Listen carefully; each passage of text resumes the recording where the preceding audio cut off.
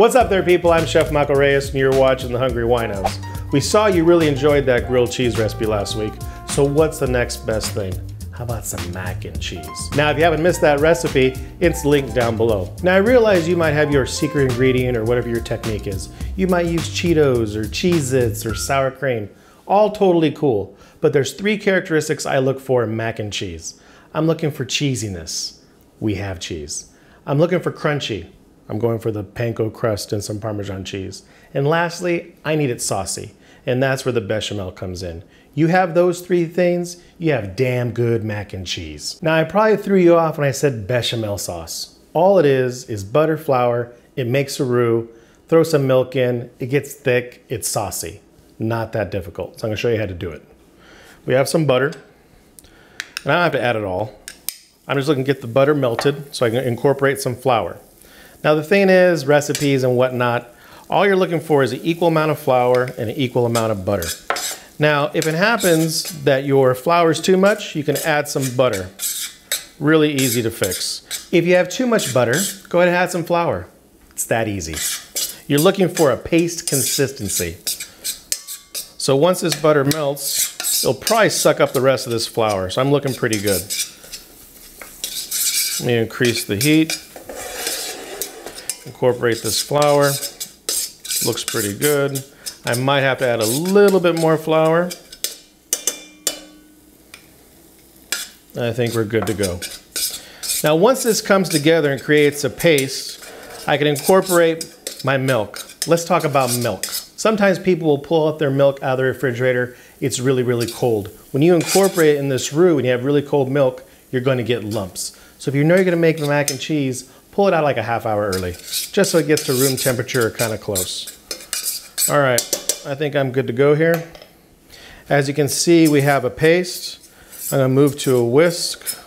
That's kind of the consistency I'm going for with this roux. And now I can add my milk. And again, cool milk, and I don't have to add it in all at one time. Add a little bit in and incorporate the roux to it. It'll get saucy quick because the pan's hot. And I keep on adding milk and whisking. Now, as far as how thick it should be, when you're talking about thickness with the roux and milk, we're looking for no clumps and a coat of spoon. So obviously I can add more milk. And this process will go until it becomes the thickness that I want. After about 5 minutes, 10 minutes, this is where I'm at. So it's kind of thick, so I'm gonna add a little bit more milk. You have to realize the cheese is gonna make it thick too. So I think I'm good to go. Now, once you have your bechamel done, or once you have your little milk sauce done, I can go ahead and shut off the heat. Now I can incorporate all my cheeses. Now, I have some truffled white cheese. You know, it's called Italian, truffle cheese. You can get this anywhere, Trader Joe's, Whole Foods, and I'm gonna add it all. This is about 1.25 pounds of really good cheese.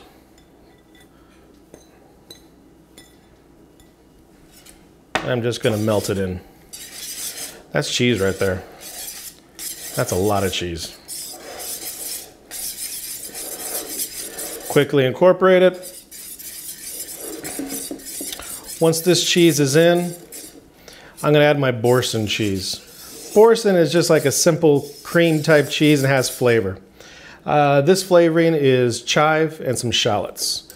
So I'm gonna add that into it.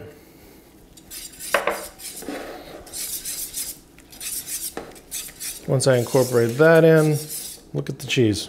Seriously? How could you not want that right now? For now, this is all the cheese I'm gonna add. Now, this is not sauce consistency. It's cheese consistency, but not sauce consistency. So at the very end, I'm gonna add some cream to try and get it to a little bit more of a sauce consistency. Also, the cream helps out smooth out the flavor. Sometimes you get the cheese and it melts and it gets kind of chalky, depending on what kind of cheese you get. And the cream helps to make it smooth consistency. So really nice. And as you can see, this is gonna be damn good. So that's it for the cheese sauce. Let's talk about pasta.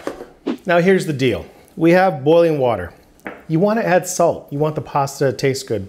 Now as far as how much salt to add, you don't want it to taste like seawater, but pretty damn close, because that's going to help make the pasta flavorful. So we have our salt. Again, if you put the water too high, you put salt in, it's going to bubble over. Don't worry about it. It's just a couple seconds. Once you have that in, taste it. Yeah, it's salted water. So now we go with the pasta. Now, as far as pasta, what people don't understand is they read the box and it says 7 minutes, 10 minutes, 12 minutes. That's cool if you're making like a pasta dish, but this is gonna go in the oven with that thick ass cheese sauce. It's gonna be overcooked if you cook it all the way. All I'm looking for is it to get a little bit opaque, not all the way. So for me, a rule of thumb is if the pasta takes 10 minutes, cook it for 5. If the pasta takes 8 minutes, cook it for 4. All right, I've drained my water out. These are not even close to being done yet. Okay, all I have to do is incorporate my sauce. Now, do I have to put all of this in here? No. Will I? I don't know. I'm gonna pour it in. Damn, that is thick. You know what, I'm gonna go for it. What the hell? Let's put it all in. That is cheesy right there. It's nice sauce consistency. There's a lot of sauce. I still see pasta. We're totally cool here.